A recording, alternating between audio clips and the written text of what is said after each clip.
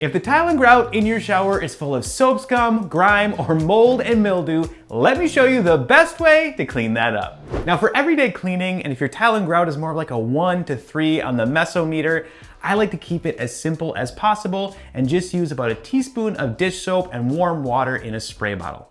All I do is mix it up, spray it on, and then I'll give it a real good scrub and let it sit for anywhere from 5 to 10 minutes, just so that can break down all the soap scum and things, and then come through and give it a good rinse. The reason this works so well is the dish soap is a degreaser, and you really need a degreaser to cut through things like soap scum, but also body oils that really tend to build up in our shower.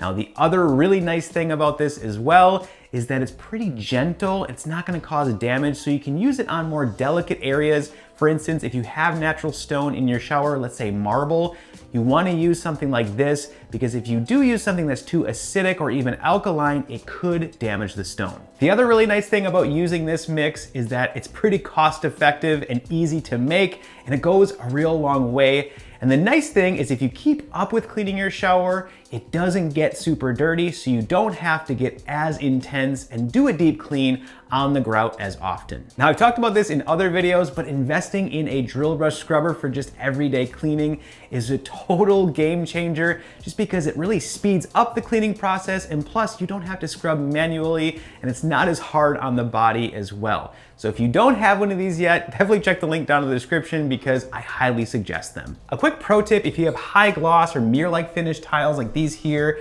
once you're done rinsing them just with your everyday cleaning, grab a dry, clean microfiber cloth and just come through and do a final dry and buff here. This will get rid of any streaks that might be left behind or even water spots, and it really levels up your clean.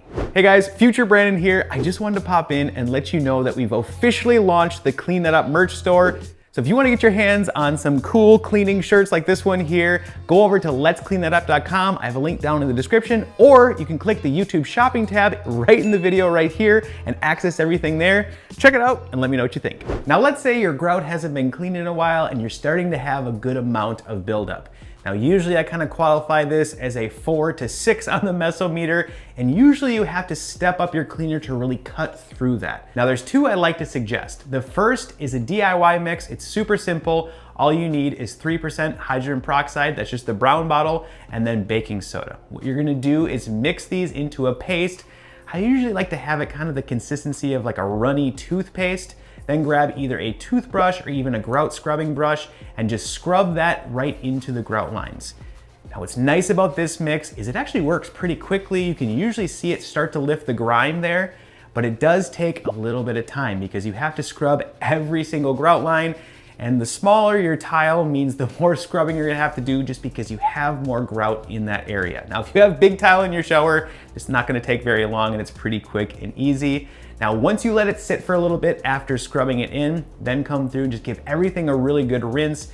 Now, like I mentioned, a toothbrush works really well to scrub the grout lines, especially because it's a little skinnier, it fits in there really nice. Now, if they're really bad, sometimes you might wanna step up to an actual grout brush. I prefer the nylon ones.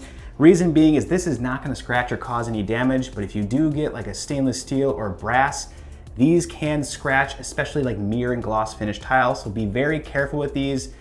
In areas that are super greasy and grimy, I have stepped up to these, but in most cases, your nylon brush is gonna work the best. So for this, I'll just dip it a little bit in the solution here, and you can tell there's kind of some buildup here. And this just easily knocks that down, quick and easy. Now, if you have really thick grout lines, it might be good to jump up to a brush like this, but this one can be a little bit more challenging to get in all the grooves, so usually I just stick with this one. Now, anytime you're cleaning with baking soda, it just requires a little bit more rinsing. That way you can completely remove it from the surface, because if you do leave any of that behind, sometimes it can just dry a little hazy or there can be a little bit of residue. So usually rinse it, and then if you're not quite sure, just rinse it again. Another interesting thing about cleaning grout is that it looks a lot different when it's wet compared to when it's dry. And I know I had to learn this early on in my cleaning career. I vividly remember a floor I was cleaning, and I was scrubbing and scrubbing and scrubbing at this floor, and I just felt like it didn't look very good. I even did a white towel test where I took a white towel, rubbed it along the grout lines there, and there was no dirt on the towel. So I'm like, it's gotta be clean. I've been scrubbing at this, but it just didn't look good. So I walked away and let it dry, and when I came back, the results were absolutely amazing. So take it from me, sometimes you just gotta walk away and let it dry before you judge the final results. Now, if you are looking for more of a store-bought option for this level and like to use bleach in your household, the one product that works really well is Clorox Cleanup Cleaner with bleach. All you need to do is spray it on there and let it sit for about 5 minutes, then come through, give everything a really good scrub, again, focusing in really on those grout lines there, because usually that's where the grime is, and then give everything a good rinse. If your grout is more of a 7 to 10 on the mesometer, the product I like to recommend is Zepp's Grout Cleaner and Brightener.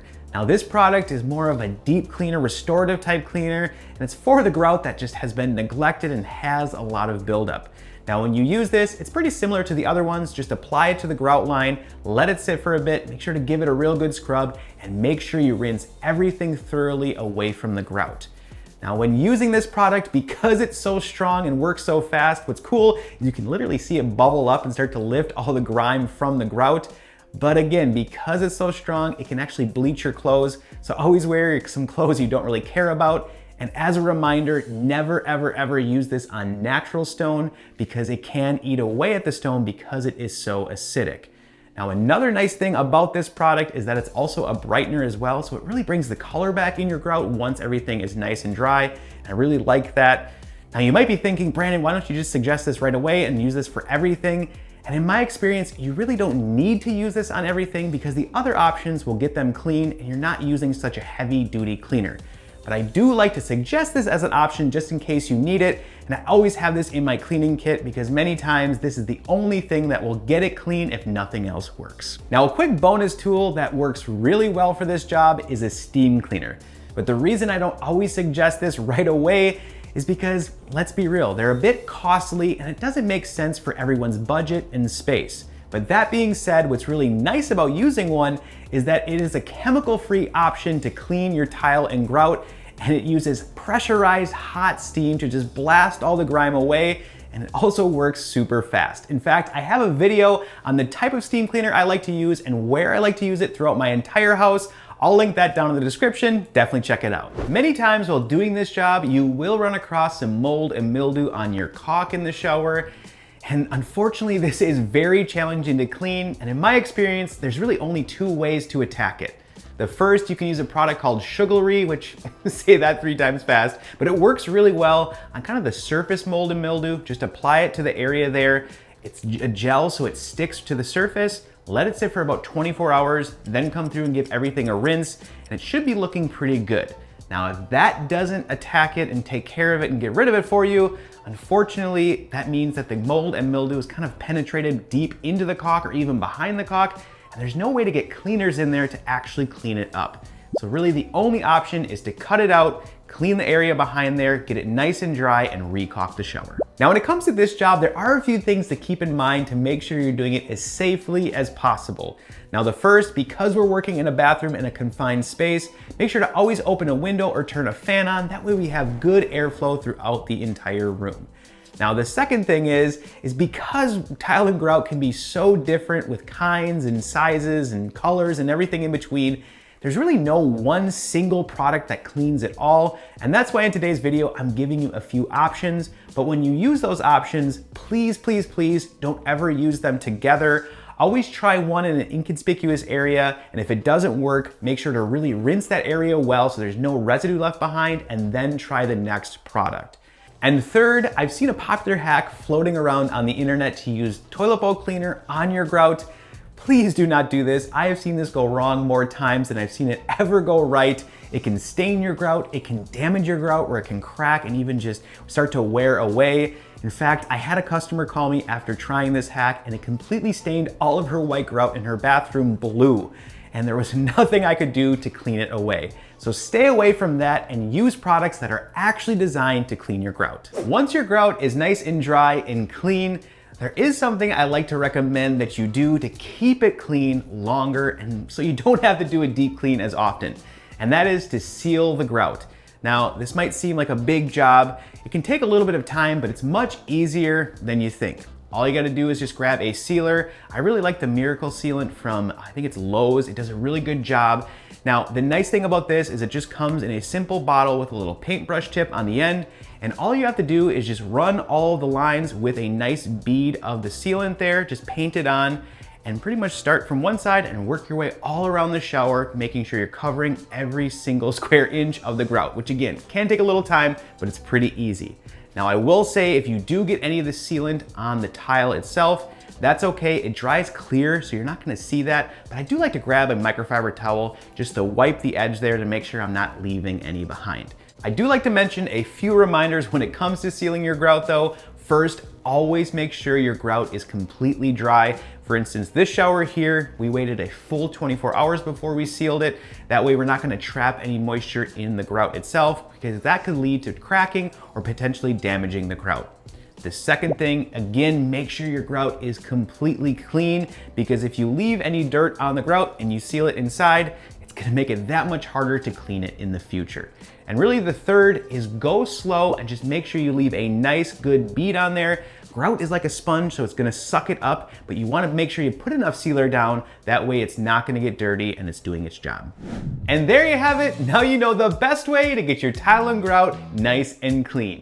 Thanks so much for watching as always, and if you're new here, please consider subscribing and smash that like button. I also need to give a huge shout out to the Clean Squad members over on our Patreon. Thank you so much for your continued support of Clean That Up. If you want to join us over there and get access to things like PDF cleaning guides or your name credited down below, definitely check the link down in the description, and as always, I'll see ya on the next clean.